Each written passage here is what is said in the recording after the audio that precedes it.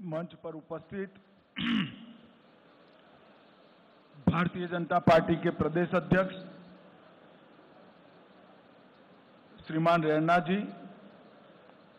उनके नेतृत्व में बैठे हुए सारे भारतीय जनता पार्टी के वरिष्ठ नेतागण, हमारे चुनाव प्रभारीगण और आज 2024 जम्मू कश्मीर चुनाव के भारतीय जनता पार्टी के संकल्प पत्र के विमोचन के समय उपस्थित सभी पत्रकार, छायाकार, बंधु भगिनीगण, आप सभी का भारतीय जनता पार्टी की इस प्रेस वार्ता में मैं स्वागत करता हूं।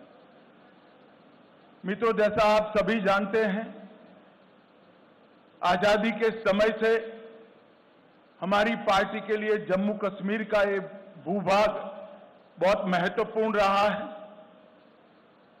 और आजादी के समय से ही हमने इस भूभाग को हमेशा भारत के साथ जोड़े रखने के लिए बहुत प्रयास किए। पंडित प्रेमनाथ डोगरा के आंदोलन से लेकर श्यामा प्रसाद मुखर्जी की शहादत तक ये पूरा संघर्ष पहले भारतीय जनसंघ और फिर भारतीय जनता पार्टी ने आगे बढ़ाया, क्योंकि हमारी पार्टी मानती है कि जम्मू कश्मीर हमेशा से भारत का हिस्सा है और रहेगा, इसमें कभी कोई संशय नहीं रहा।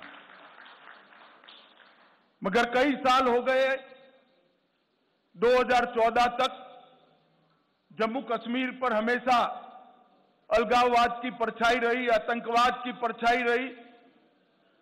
अलग अलग स्टेट और non state actor Jammu Kashmir को अस्थिर करते रहे और सभी सरकारों ने एक प्रकार से अपीसमेंट की पॉलिसी से जम्मू कश्मीर को डील किया। 2014 से लेकर 2024 का ये कालखंड, जब भी जम्मू कश्मीर और भारत का इतिहास लिखा जाएगा, जम्मू कश्मीर के लिए स्वर्णिम अक्षरों से अंकित किया जाएगा, ऐसा मेरा बहुत स्पष्ट मानना है। ये 10 साल जम्मू कश्मीर के लिए शांति और विकास के 10 साल रहे हैं, सुशासन के 10 साल रहे हैं।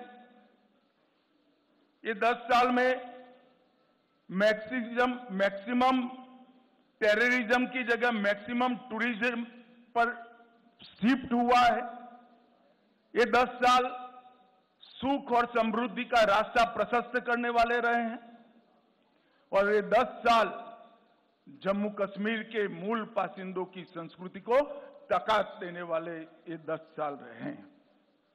एक जमाने में धारा 370 की परछाई में यहां पर अलगाववादियों की मांगे, हुर्रियत जैसे संगठन और हुर्रियत जैसे संगठनों के नतमस्तक होती हुई सरकारें हमने देखी थी। ये 10 साल के अंदर आज धारा 370 और 35A पास्ट बन गया है, वो हमारे संविधान का हिस्सा नहीं है। इसका पूरे भारत और जम्मू कश्मीर की जनता को आनंद है। यहां जो शांति, विकास और सामाजिक न्याय जमीन पर उतरने का काम हुआ है, इसका मूल कारण नरेंद्र मोदी जी का एक ऐतिहासिक फैसला 5 अगस्त 2019 को धारा 370 को समाप्त करने का। बड़ी दुख की बात है, विगत दिनों में एनसी का एजेंडा मैंने पढ़ा है और एनसी के एजेंडे को कांग्रेस का मौन समर्थन भी मैंने देखा है।